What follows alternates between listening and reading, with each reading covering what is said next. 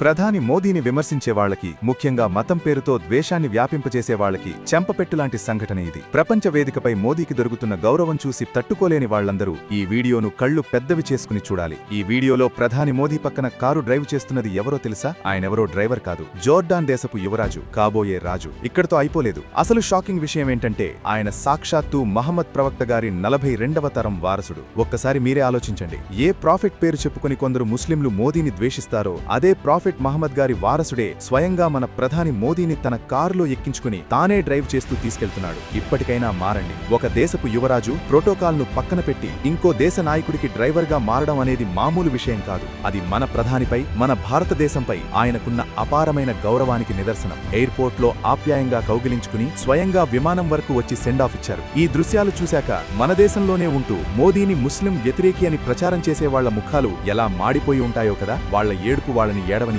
ఈ చారిత్రాత్మక గౌరవంపై మీకేమనిపించిందో కింద కామెంట్స్ లో చెప్పండి. ప్రతి భారతీయుడి గుండె గర్వంతో ఉప్పొంగే ఈ వీడియోను అందరికీ షేర్ చేయండి. జై హింద్.